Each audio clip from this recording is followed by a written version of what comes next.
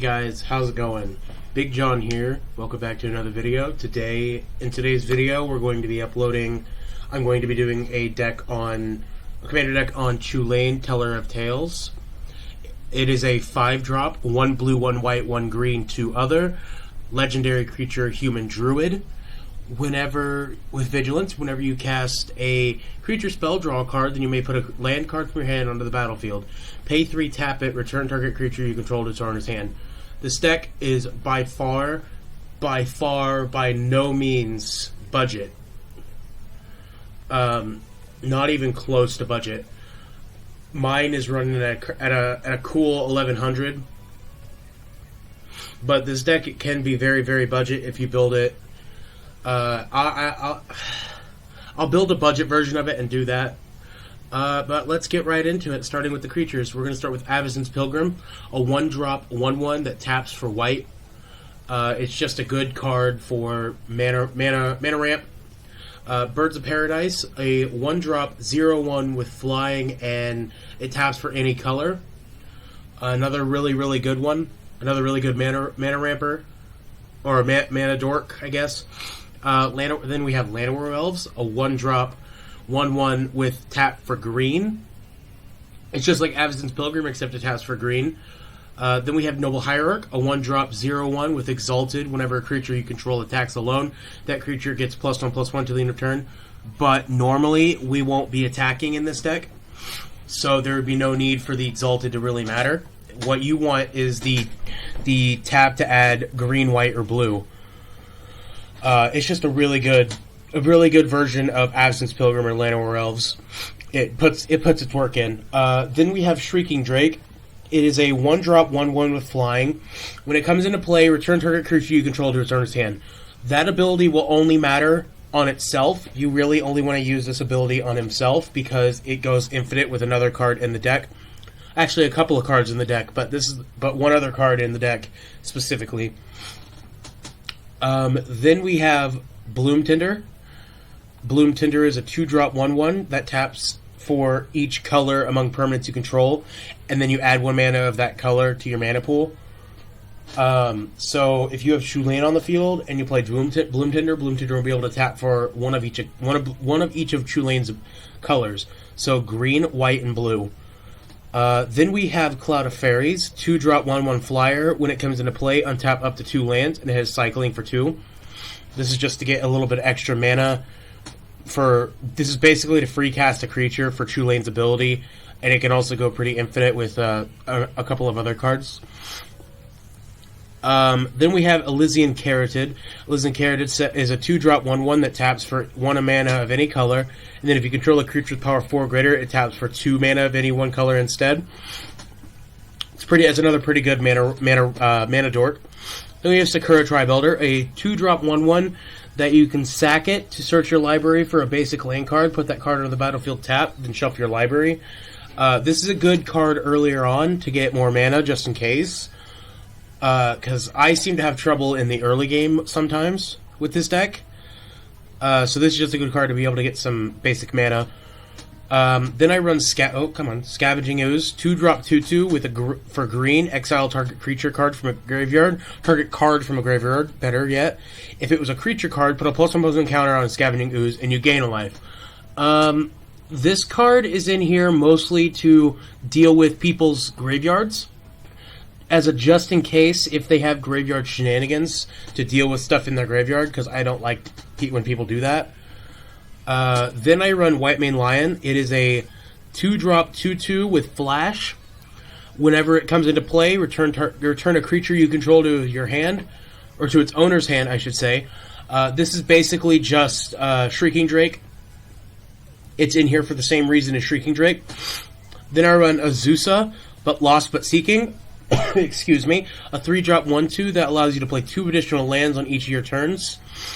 I run her because it allows me to play 2 additional lands.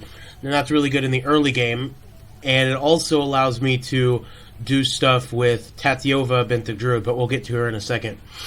Next, I run Dryad of the Elysian Grove. It's a 3-drop, 2/4.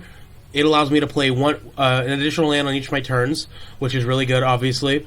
But I play it for I play it specifically for the other ability that allows my lands to tap for any mana or any color.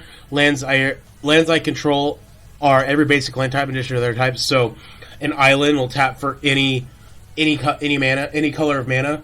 It's really good for being able to cast White Mane Lion and Shrieking Drake. That's if I don't have the infinite combo yet. Next, I run Feyburrow Elder, 3-drop 0/0 with Vigilance. It enters battlefield with when it gets plus. Feyburrow Elder gets +1/+1 for each color among permanents you control. So it's a 3-drop, and it taps for any color on your battlefield. One of each of the colors on your battlefield. So it does the same thing as Bloom Tender, just in a little bit of a different way, and it helps with Chulane. But I play it for the mana ability. Next, I run Laboratory Maniac, 3-drop 2/2. If you would draw a card while your library has no cards in it, you win the game instead. This is one of the main win cons. The whole point of this deck is to draw your deck out, and this is one of the ways you win with it. Next, I run Risen Reef. Risen Reef is part of another infinite combo in the deck that has nothing to do with... Well, it can work with Laboratory Maniac, but it doesn't have to. It can make infinite creatures and deal infinite combat damage. But whenever Risen Reef or another elemental enters the battlefield under your control, look at the top card of your library. If it's a land card, you may put it on the battlefield tap. If you don't put that card onto the battlefield, put it in your hand. This is extra card draw if you need it, and it also allows you to get free lands.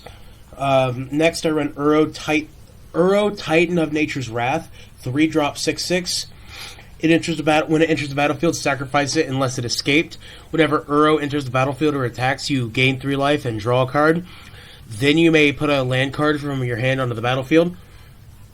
This is basically what Chulane does, but it's a bit different because it dies on enter, and it gives you an additional 3 life when it does its ability. Then it has escape. For 2 green, 2 blue, you have to exile 5 other cards from your graveyard, and then you may play it for the 4 from your graveyard. Next, I run Beast Whisperer, 4-drop 2/3. Whenever you cast a creature spell, draw a card. This is to go along with Chulane's ability of drawing a card and playing a land to just get extra card draw. Then I play Nihilea Keen-Eyed, 4-drop 5/6 with Indestructible. As long as your devotion to green is less than 5, Nihilea isn't a creature. Creature spells you cast cost 1 less to cast. Pay 3, reveal the top card of your library. If it's a creature card, put it in your hand. Otherwise, you may put it into your graveyard. I run Nihilea for the creature spells, for the 1 less on the creature spells. But by the time you play Nihilea, you don't want to play Nihilea when you have enough mana to play Nihilea if it's in your hand. You want to wait until you have the devotion, because Nihilea being a big blocker is a really important factor. So you really want to keep Nihilea in your hand until you're able to make it a blocker immediately. Then I run Vizier of the Menagerie, 4-drop 3/4. You may look at the top card of your library. You may cast the top card of your library if it's a creature card, and then you may spend mana as though if it were any mana or mana of any type to cast creature spells. So this card I run for the fact that it does the same thing as not Sakura Tribe Elder. As what card? Dryad of Elysian Grove. Allowing my lands to tap for any mana for creatures, specifically for Chulane's abilities. Next I run Karametra, God of Harvests. 5-drop 6/7 with Indestructible. As long as your devotion is to green and white is less than 7, she isn't a creature. Whenever you cast a creature spell, you may search your library for a forest or plains card, put it on the battlefield, tap, and shuffle your library. I run her for her ability to grab extra lands, and the fact that she's a decently sized blocker. Next, I run Peregrine Drake. 5-drop 2/3 with flying. When it enters battlefield, untap up to 5 lands. This card is in here for an infinite combo having to deal with Shrieking Drake. I have a few infinite combos that deal with Shrieking Drake. I'll tell you them at the end. Next, I run Tatioga, Benthic Druid, 5-drop 3/3. Whenever a land enters the battlefield under your control, you gain 3 life. You gain 1 life and draw a card. This card works out really well with a lot of the other cards. A lot of the cards that allow you to play extra lands, a lot of the cards that play you extra lands, and just Chulane's ability in general Tatiova is there to help and draws you extra cards and gets you extra life. Next, I run Primordial Sage, 6-drop, 4/5. Whenever you cast a creature spell, you may draw a card. It's in here for extra draw if I need it, and it's a decently sized blocker as well.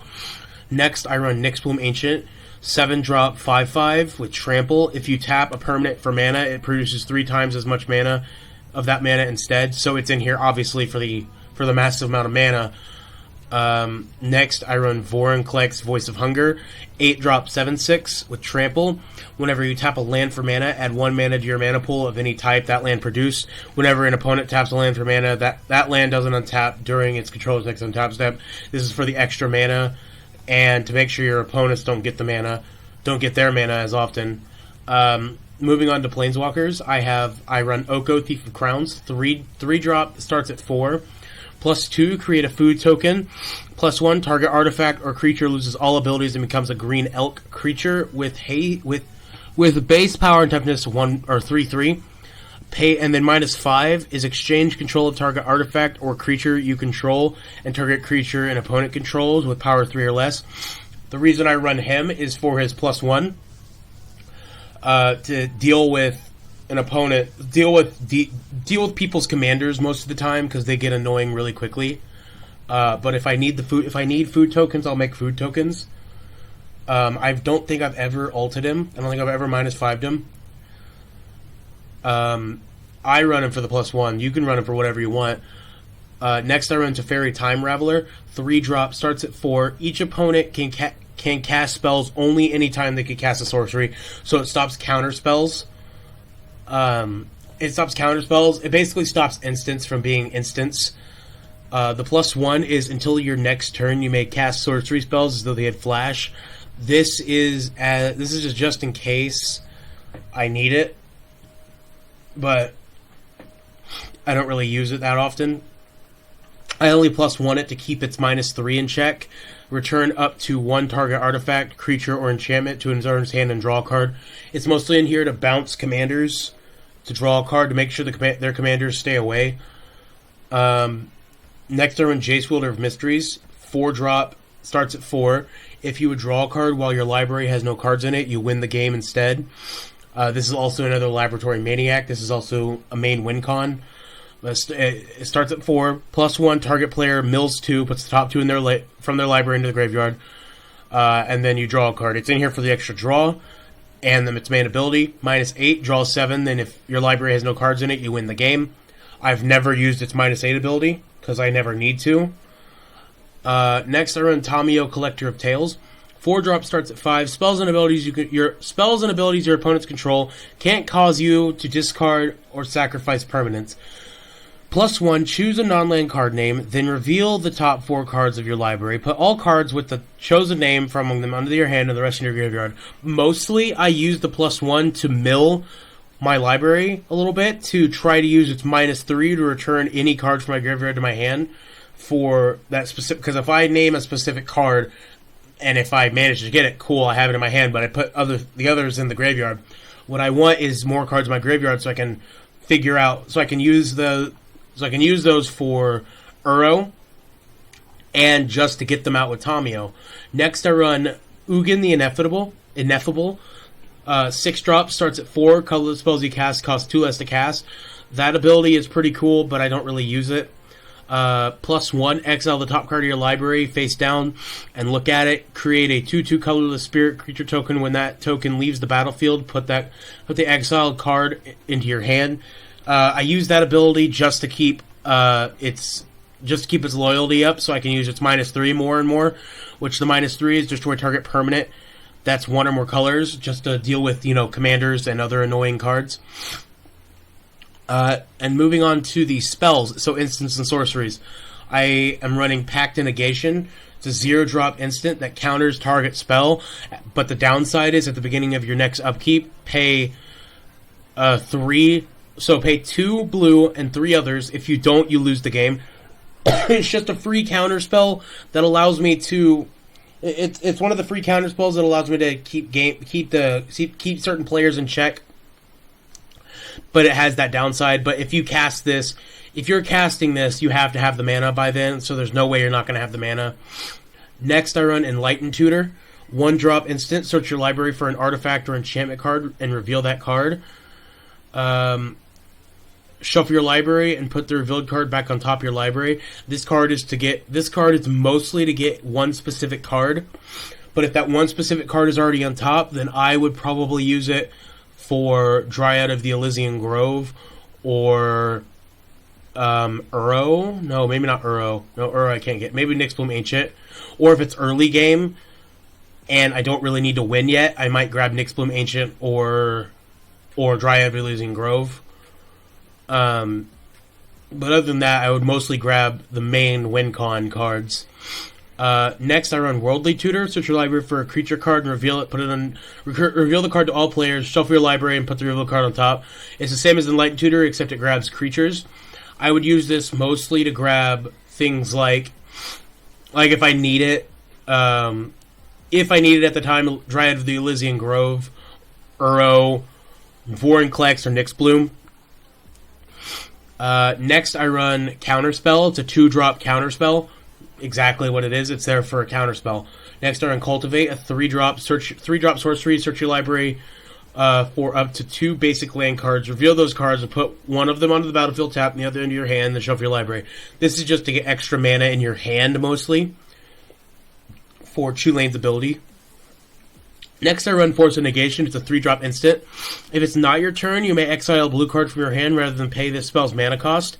Counter target non-creature spell. If that spell is countered this way, exile it instead of putting it into its owner's graveyard. This is another free counter spell for keeping your opponents in check.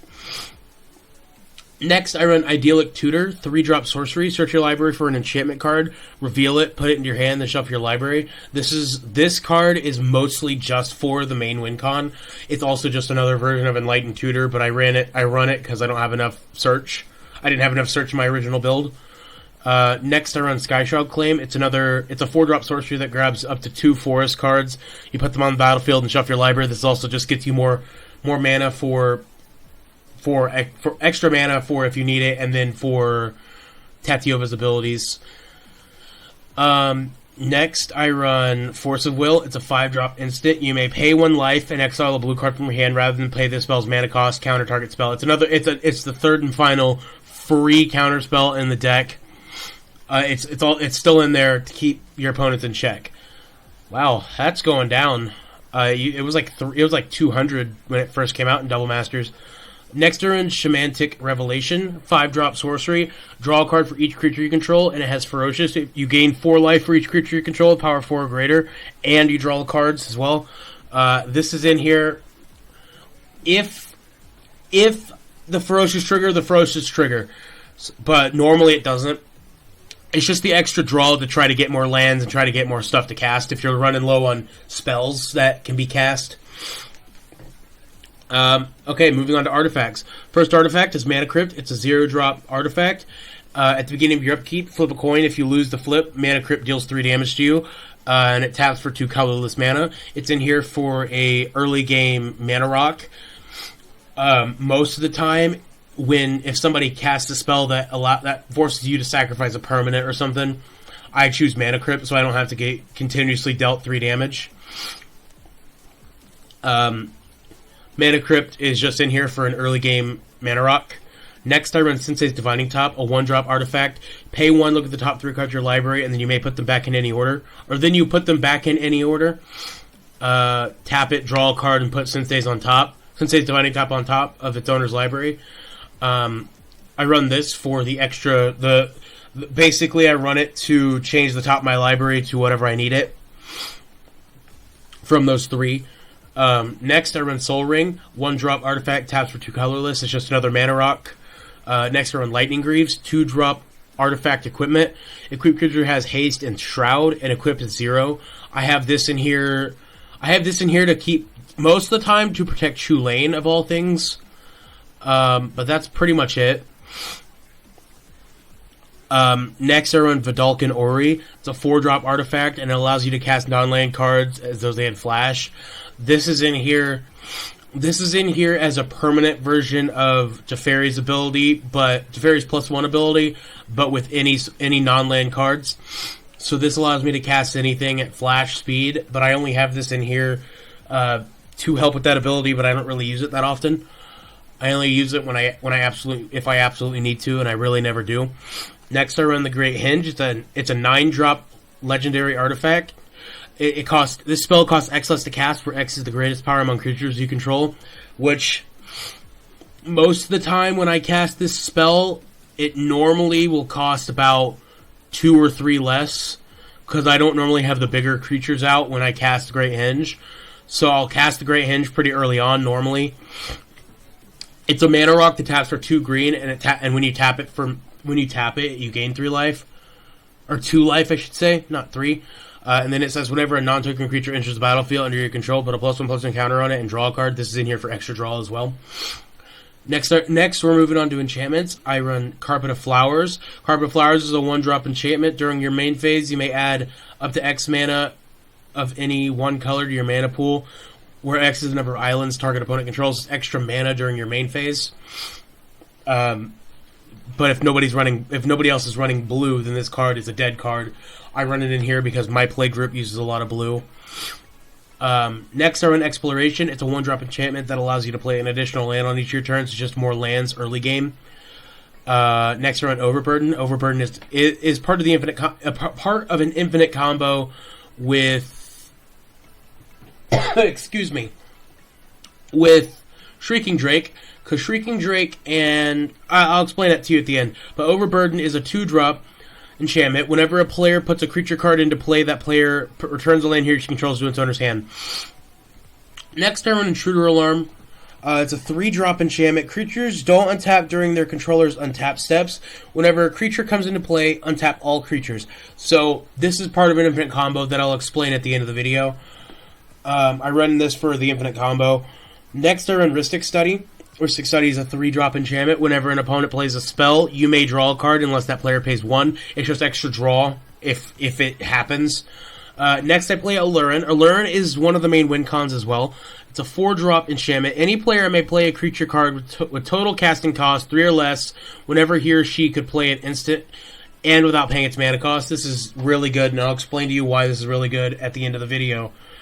Next, I run Defense of the Heart. It's a 4-drop enchantment. During your upkeep, if one of your opponents controls 3 or more creatures, sacrifice Defense of the Heart, search your library for up to 2 creature cards, and put those creatures into play, and shuffle your library afterwards. It's a really good card to allow me to get most of the time, I'll get Nyxbloom Ancient and Vorinclex, if I don't have them on the field or in my hand already.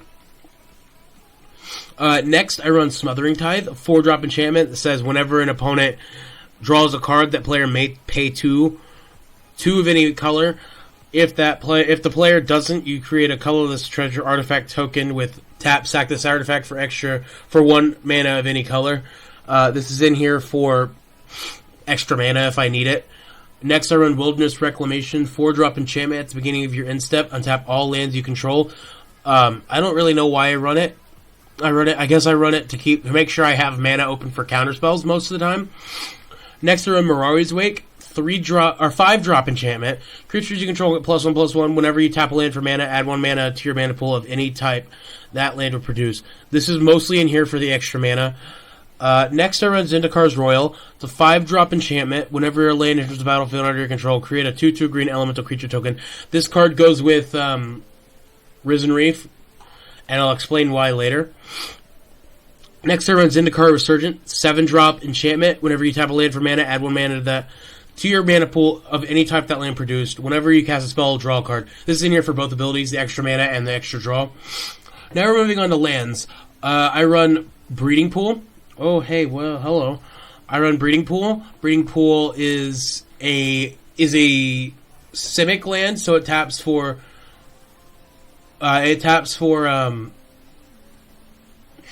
green or blue. When it enters the battlefield, you may pay 2 life. If you don't, Breeding Pool enters battlefield tapped. It's in here for certain reasons. It's in here because it's a good land.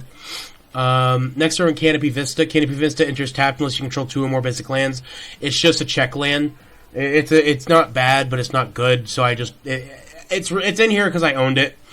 and I thought it was decent. It's not that bad. Next turn, Command Tower for mana of any color.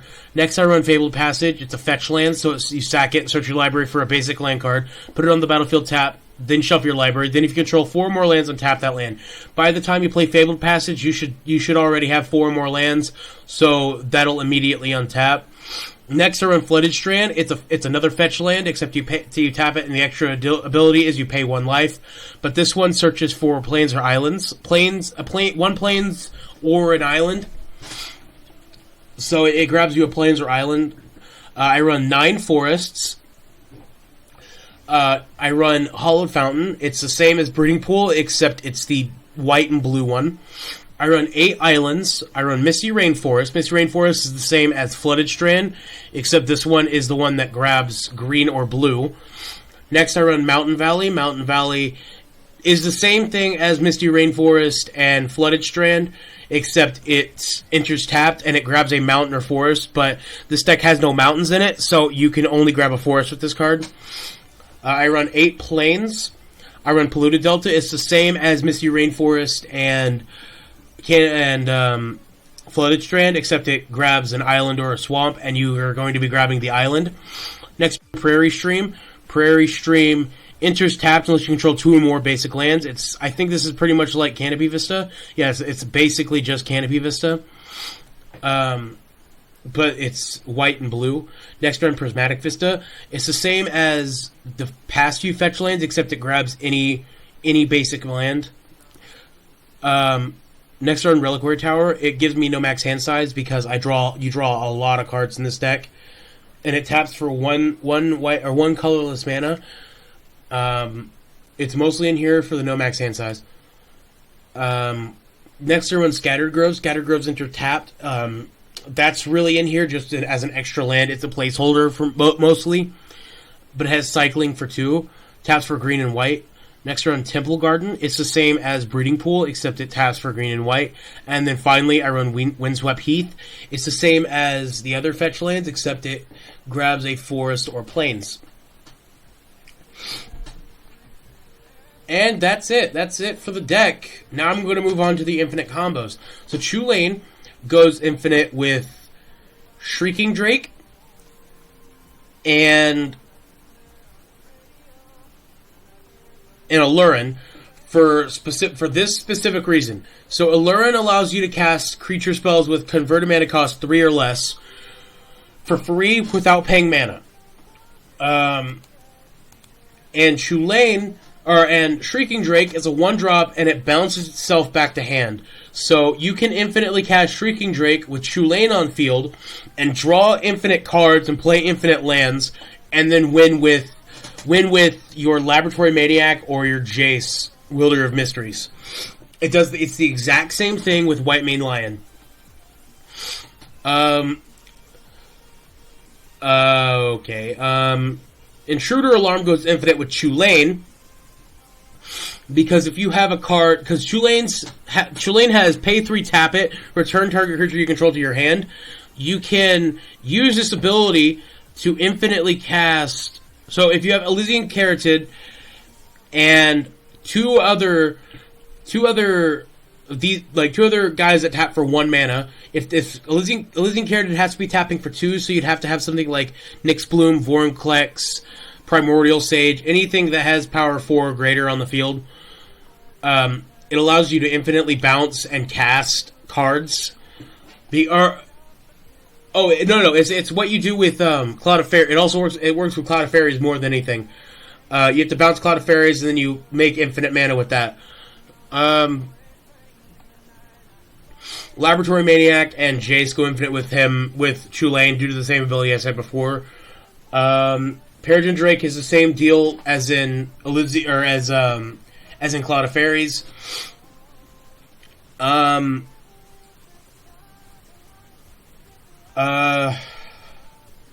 Overburden goes infinite with Shrieking Drake because Overburden, when you cast a spell, you draw a card and play a land.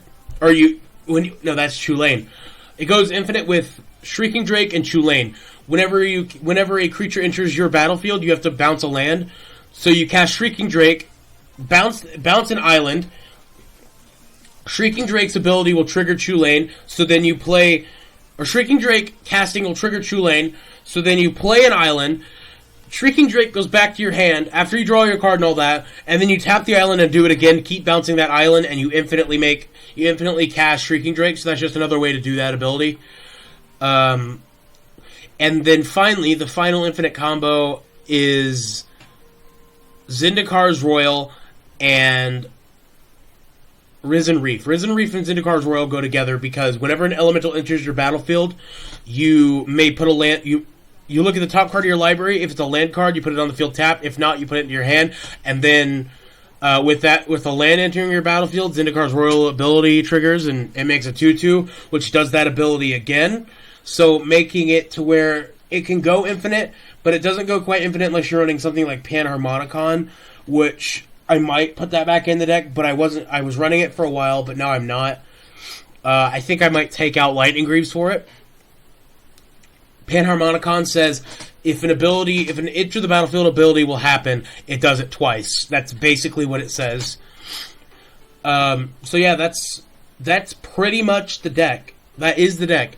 I will put this deck list in the description. If you like this video, please like and subscribe. You know, all that crap. I don't like saying it all the time. That's why I only say it at the end of the video. Because it's annoying. Because I think it's annoying when people do it at the start. Hit the notification bell. You know, the whole thing. And if you want, you can go check out my collaboration channel I'm doing with Fish767. I'll put the collaboration channel in a link to that in the description, and a link to his channel in the description. He's one of my better friends, and I'll put a link to our collab channel, our collab channel, Discord channel, and his Discord channel. And yeah, other than that, I hope you guys have a